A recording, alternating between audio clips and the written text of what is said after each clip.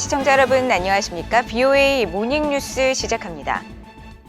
북한 정권이 25일 저녁 조선인민혁명군 창건 90주년을 맞아 각종 핵투발 수단을 동원한 열병식을 열고 미국과 한국을 향한 핵 위협을 노골화 했습니다.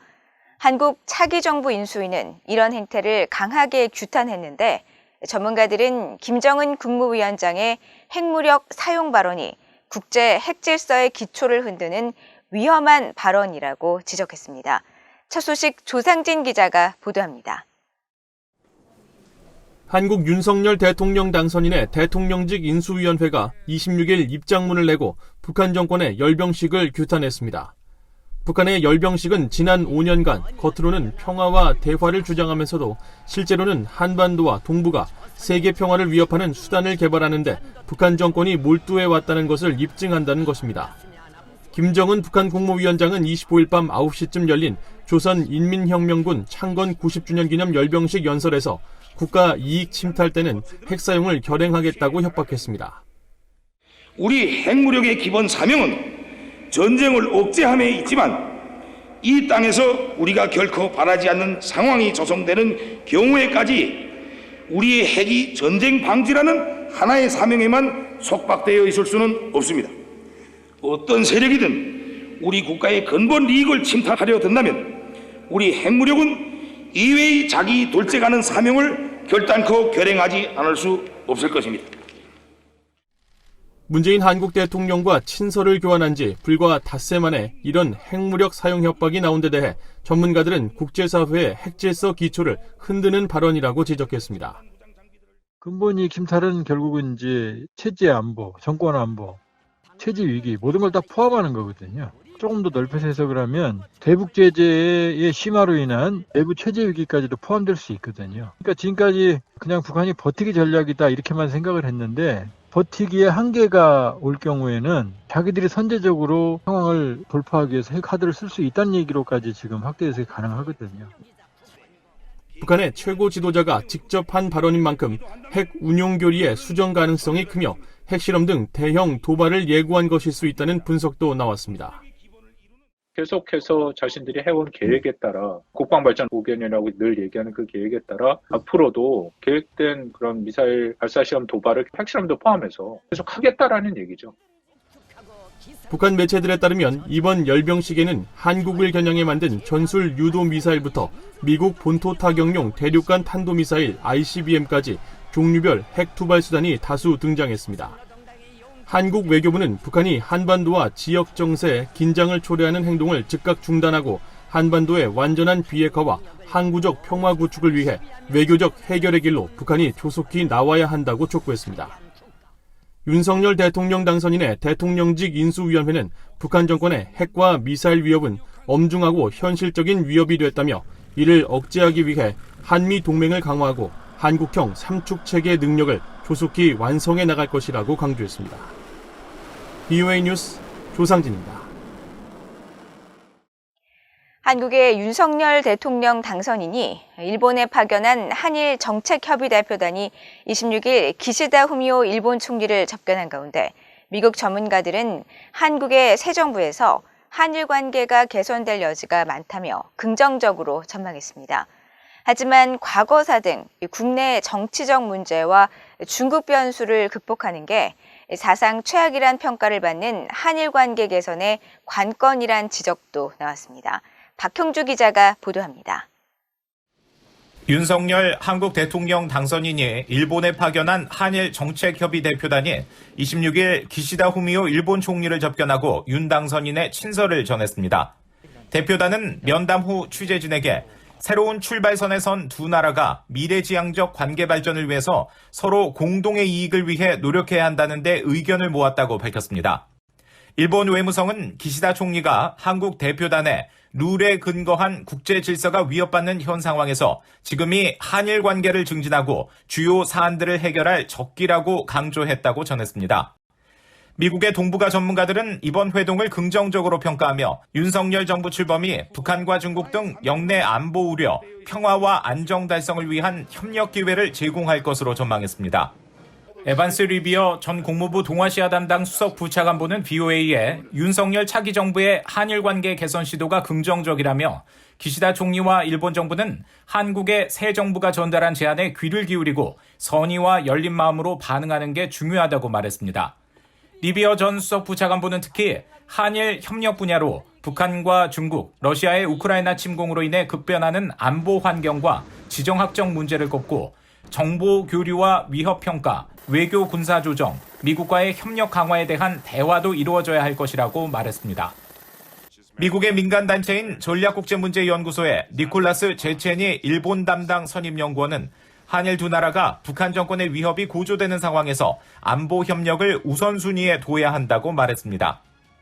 So it's in the interests of both countries to use the GSOMIA to share information and coordinate on developments that threaten to destabilize the regional security environment.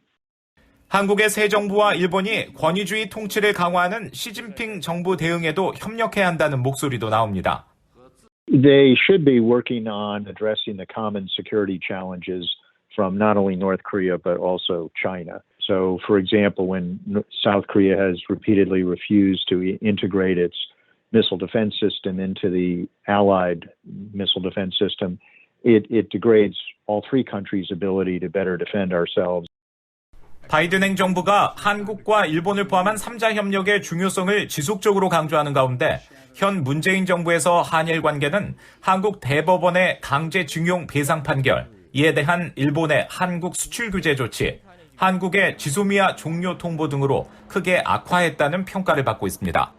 브루킹스 연구소의 앤드류어 한국 석자는 윤석열 정부가 과거사 문제를 신경 쓰지 않는 것처럼 보이면서 너무 빨리 움직인다면 국회 다수당인 민주당에서 이를 정치 쟁점으로 만들고 윤석열 정부를 비판하는 데 활용할 수 있다고 지적했습니다. 미국 외교협회의 스콧 스나이더 한국 담당 국장은 윤석열 정부의 한중 관계 설정도 한일, 미한일 3국 관계에 모두 중요한 변수가 될 수 있다면서 윤석열 정부가 중국과의 적대 관계를 피하면서도 미국과의 공조를 더욱 강화하는 방법을 찾는 게 관건이 될 것이라고 전망했습니다. VOA 뉴스 박형주입니다. 미국 연방검찰이 스페인 출신의 친북 인사와 영국인 암호화폐 사업가를 미국 연방 대배심에 기소했습니다.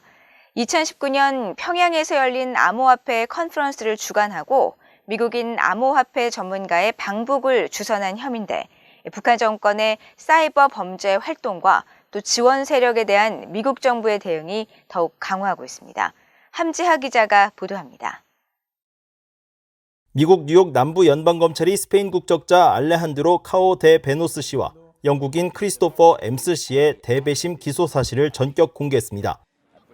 검찰은 25일 보도자료에서 두 사람이 지난 2019년 4월 평양에서 열린 암호화폐 컨퍼런스를 주관하고 최근 실형을 선고받은 미국인 암호화폐 전문가 버질 그리피스 씨와 함께 북한의 관련 기술을 전수한 혐의가 있다고 밝혔습니다. 앞서 암호화폐인 이더리움의 개발 전문가인 그리피스 씨는 당시 컨퍼런스에 참석한 혐의로 2019년 11월 미국 수사당국에 체포됐으며 2년이 넘는 법정 공방 끝에 지난 12일 63개월의 실형과 3년의 보호관찰, 10만 달러의 벌금 납부 판결을 받은 바 있습니다. 기소장을 보면 친북단체인 조선친선협회 KFA 회장이기도 한 카오 데 베노스 씨는 당시 암호화폐 컨퍼런스를 앞두고 직접 그리피스 씨를 서부했으며 이후 뉴욕 유엔 주재 북한 대표부와 연결을 주선하는 방식으로 그리피스 씨가 방북 비자를 받도록 도왔습니다.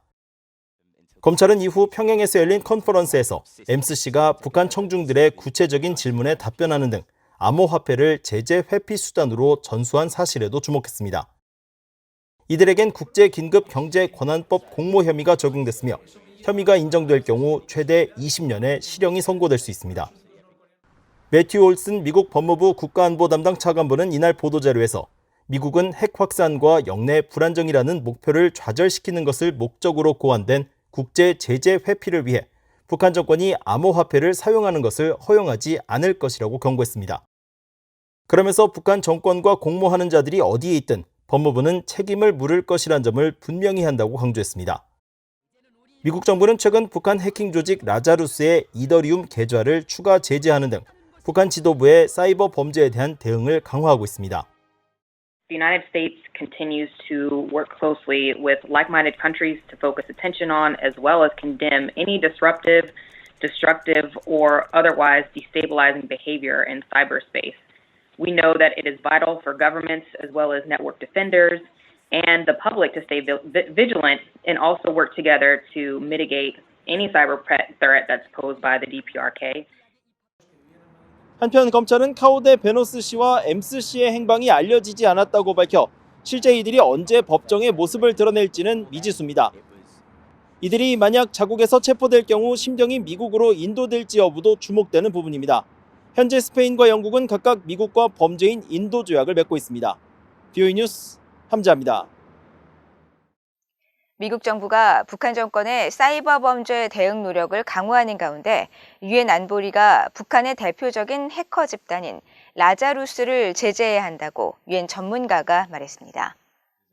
에런 아놀드 전 유엔 안보리 대북제재위원회 전문가 패널 위원은 최근 VOA와의 인터뷰에서 유엔 안보리 대북제재 결의들은 북한의 사이버 범죄 활동을 전혀 언급하지 않고 있다면서 사이버 분야가 북한 정권의 대량 살상 무기 개발에 자금을 대는 중요한 돈줄인 게 명백한 만큼 대북제재위원회가 이를 반영해야 한다고 강조했습니다.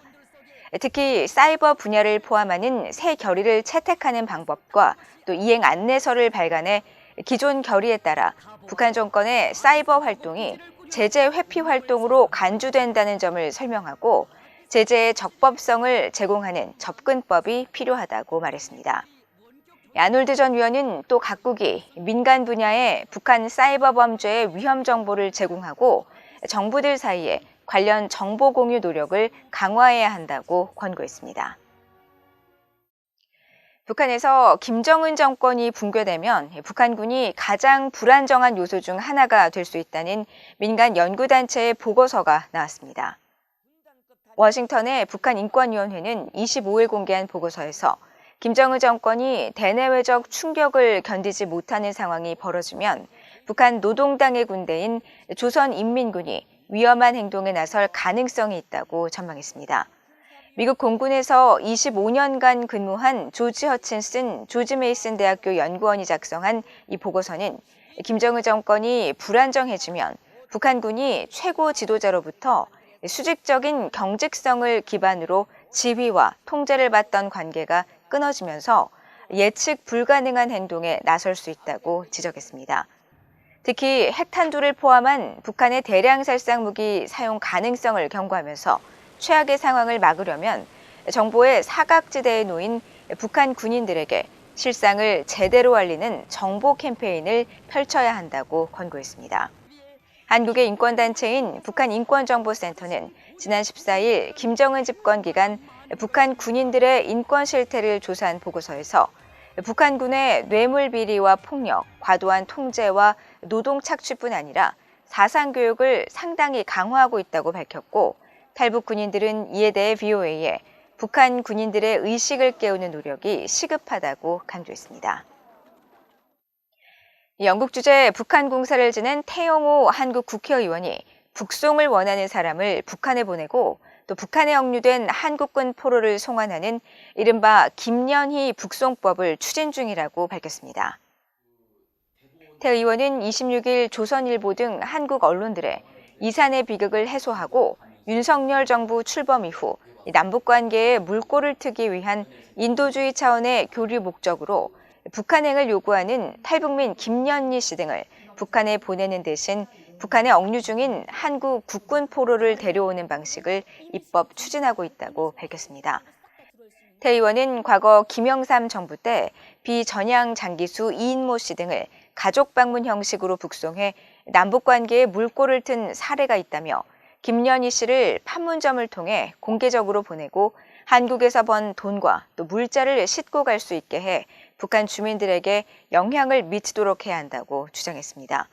그러면서 잦은 월북을 희망하는 이들을 모두 보내고 북한에 있는 국군 포로들과 억류된 국민들을 데려오는 인도적 차원의 인적 교류가 진행되면 남북관계 개선과 통일도 앞당기게 될 것이라고 말했습니다. 이상으로 BOA 모닝뉴스를 모두 마칩니다. 시청해주신 여러분 고맙습니다.